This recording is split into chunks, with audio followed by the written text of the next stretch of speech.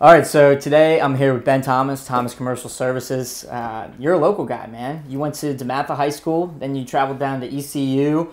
Started working out of school down there, but that was right around 2008. Things switched up for you. Came back up to Maryland and Virginia, started some contracting work. I mean, what was that transition like moving back up here? After calling it home, you know? Yeah, I mean, I actually told myself I would never move back up here after spending years in North Carolina. I love it down there, but life takes you in kind of crazy ways. And I was in the mortgage business when the market tanked in 2008. I had not been in it very long. It was just a bad timing. And my brother and his roommate had started a business called On the Mark Management, which was geared towards general contracting and maintenance and things like that. And they were growing really fast at that time. Which is surprising because the economy was bad, but their company took off. I moved up from North Carolina, kind of learned on the fly, baptism by fire. Sure. Was that your first jump into like that contracting? was my first quote unquote contracting job, you know. So you're in college, you got out, you were in the mortgage industry for a little bit. The timing was crazy with everything that happened in 2008, 2009. Moved back up, and your brother had started On the Mark Management, and you started doing some construction and contracting work with him. And then you made the jump to McKenzie. I did. You started doing property management work? I did. That was more so from a logistical. I was living in Annapolis, driving all the way to Chantilly, Virginia every day, 495, you know, couple hour commute. Sure. New family, wife that was pregnant. It was just, I'm like, I'm not doing this. Right. Had an opportunity, was approached by Brendan Gill, right. McKenzie, and he's like, hey, we have an opportunity in Annapolis and Anne Arundel County to manage some properties both there and up in the Towson area. I interviewed a few times, and they took a shot on me, and it worked out. And truth be told, I'd probably still be there if I didn't start my own company. Sure.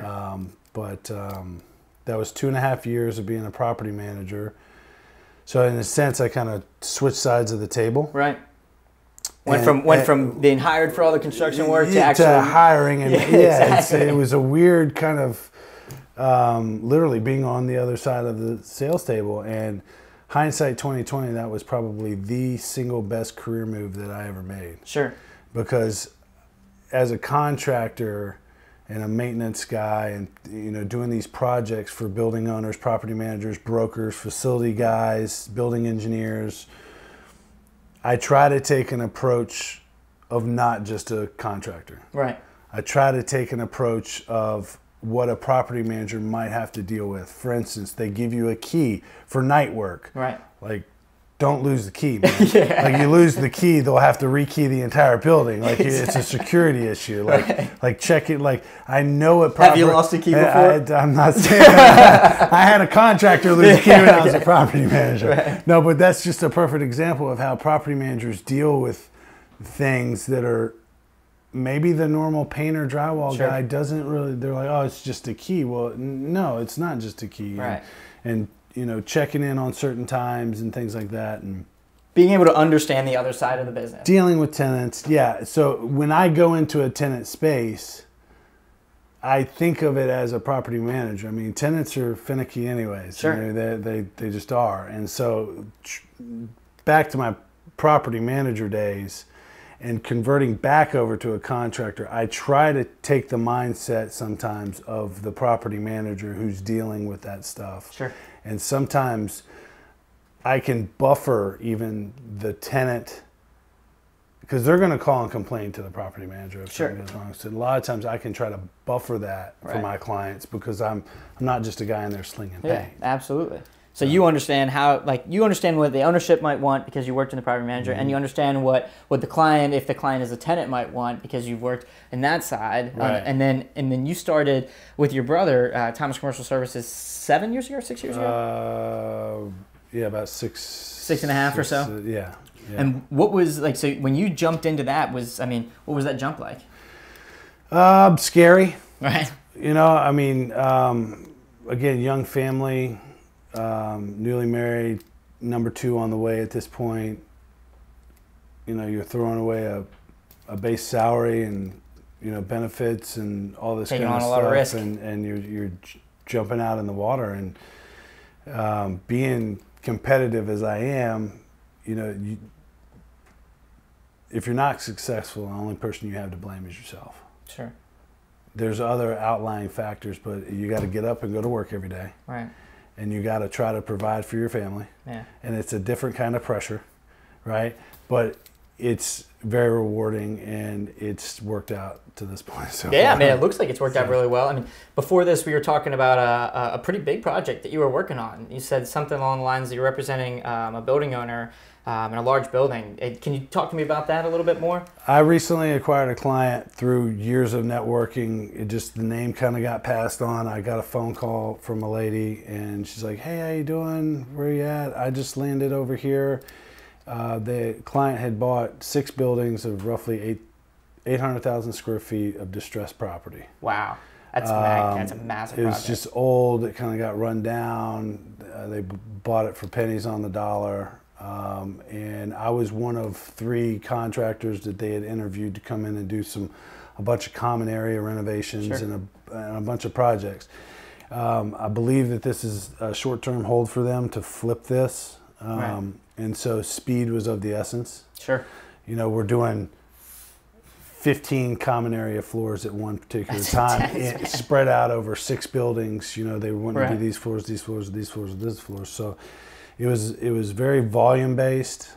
Pricing was good because they were giving us so much business, but it was a challenge for such a small company as ourselves to do that. But it's worked out great. I mean, Sure. they've become one of my best clients. The volume of work has come down because they did so much up front. Right.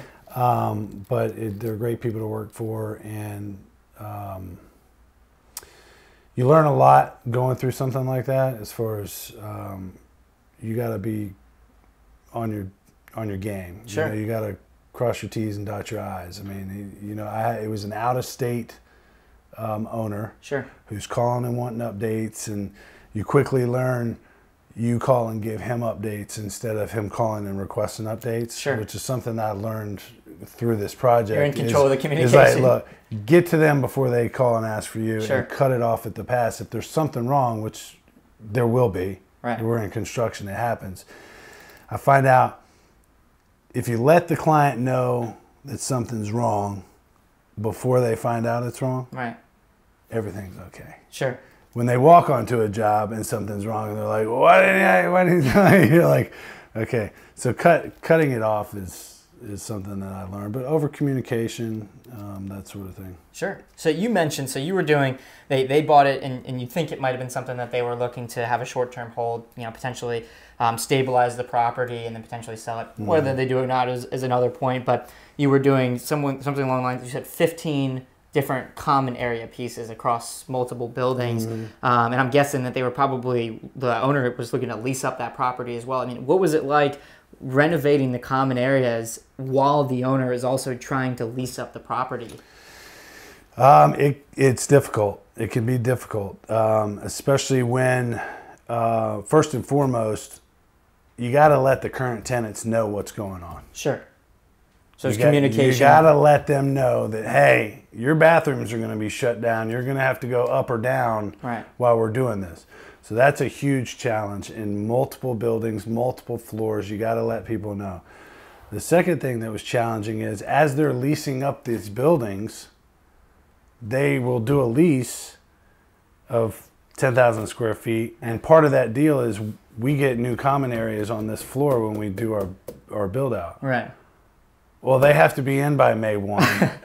So now we have to take all this material that we've ordered, allocated for 15 floors, and we have to take portion of that to get this one floor done by the time that they move in. Right.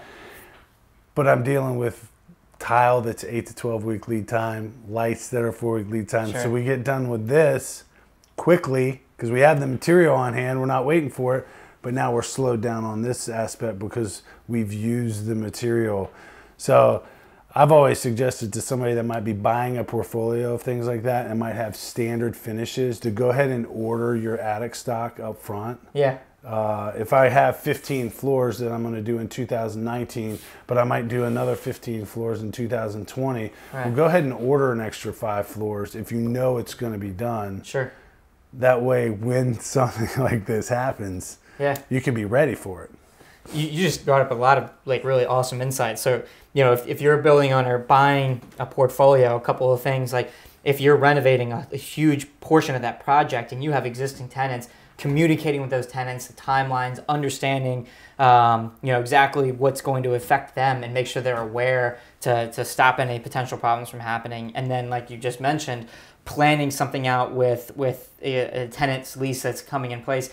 If you're negotiating a lease and negotiating construction work that'll be done, you know, communicate with your contractor and work with your contractor on what does that timeline look like, and are you even able to deliver this lobby ahead of time?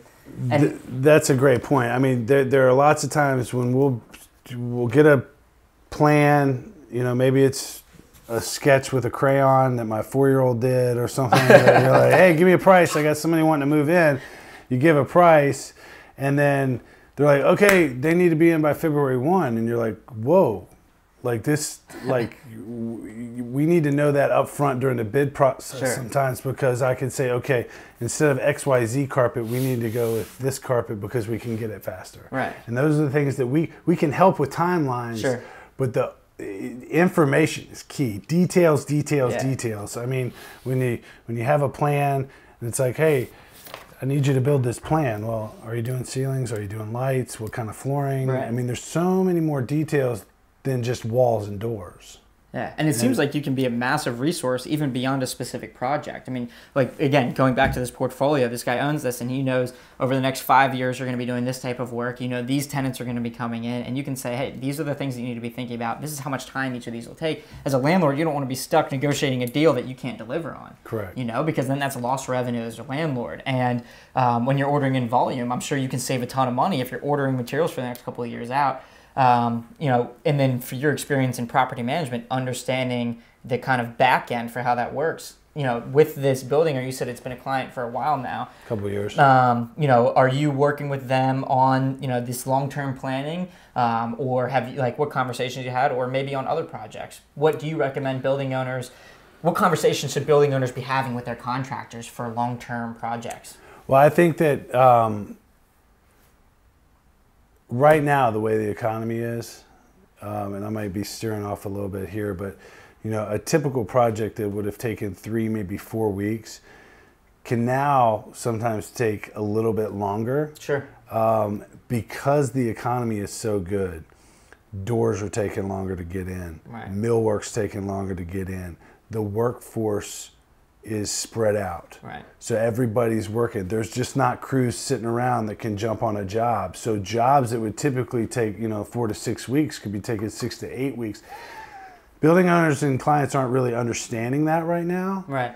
Because they're just so used to, boom, right, get it done fast. And a lot of times you'll see now price, which has always been since 2008, price has been number one. Right.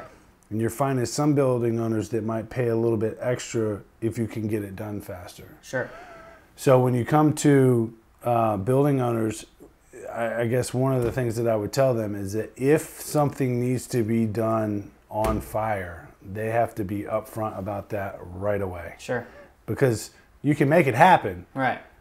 But it just takes a little bit of extra work. Well, and understanding if you have something that's probably going to need to be done over the next year, preparing for that now. Prepare for it now. Right. If you know that a job is going to go, sure, prepare for it now. Yeah, absolutely. All right. Well, so what, like, as we kind of wrap up here and kind of come to a close, you know, what are some things that, you know, that building owners should be thinking out beyond planning, beyond, I mean, it seems like you can be a huge resource for the planning, for larger projects, for multifaceted projects, for tenants coming in and understanding how to negotiate those deals. What are the things we're missing that building owners should be thinking about in terms of construction work?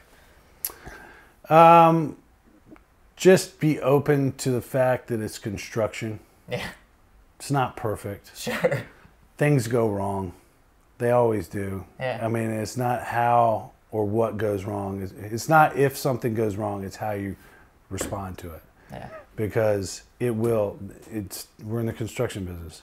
There will be a delayed order. Right. The material will be wrong ordered. I mean, it could be, there's so many people that touch a specific tenant fit out, or it'd be millwork, carpet, glass, lights, something somewhere. It could be some guy in some distribution center in Iowa or something Right. that sends the wrong door frame. Oh my God.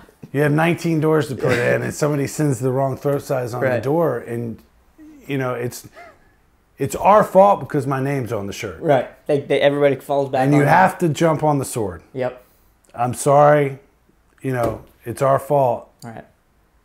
But things go wrong. Yeah. And it'll get fixed. And that's what I tell building owners all the time. I try to limit expectations and then over exceed them. Yeah. And you specialize in a lot of tenant fit outs and just helping landlords fit out specific spaces, lobby areas. Is there anything else that building owners and stuff can call you for? We focus on maintenance and capital improvements. So the small little jobs that maybe it's a bollard, you know, in front of a dumpster enclosure, or a fence repair, or some sidewalk caulk, or those maintenance type things that maybe they don't have the staff to deal with. Sure. We do a lot of that type. That's actually how our business was created, was you know, you have your painter and you have your huge general contractor. Right. Well, a lot of times there's multiple events, projects Yeah. that maybe are big GC, it's too expensive, or the little guy painter can't deal with it. So we try to bring a GC mentality to the smaller projects, do a lot of maintenance, and then I really love the tenant work. Sure. The tenant fit outs, it's enjoyable because you have somebody that's moving into a new space. Maybe they're even creating their own business, and it's their first little office like we did. I mean, I remember I was so happy when I got my first office and moved out of the house. So special to those people. Yeah. And they spend so much time there that you really want to make sure at the end of the day with the walkthrough that you deliver the best product that you can. All right. And those are some of the projects I enjoy the most. Cool, man. And you even do some crazy stuff such as like a green wall, right? Didn't I just see a post? Yeah, we do. You know, you never know. We did a green wall in Baltimore where it's an older building, downtown Baltimore, where they have this beautiful conference room. And on the exterior of this conference room was a courtyard with this just beat up brick wall. And want to make it beautiful. We got approached to hang in some greenery on there. And you never know. We just did a custom catwalk over bridge, and you never know. So the middle stuff, not the crazy big, and and you can handle the small, but the middle stuff is really your bread and butter. The middle stuff is the bread and butter. I like touching the middle stuff. It's awesome. You know, someone said one time, "There's a bunch of crumbs out there. I'll pick them all up." You know, it's I like love it, man. it's like the quick movers. I like the quick movers. I don't necessarily like sitting on jobs for 4, 6, 8 months. Sure. I'm not going to build any buildings. Yeah. But interior fit out work, burn and turn, paint carpets, people that need to sign a lease and get in real quick. I mean, that's what we're geared towards. Perfect. Thanks for your time today, man. Yeah, I appreciate it. Thank you. Appreciate it. Awesome.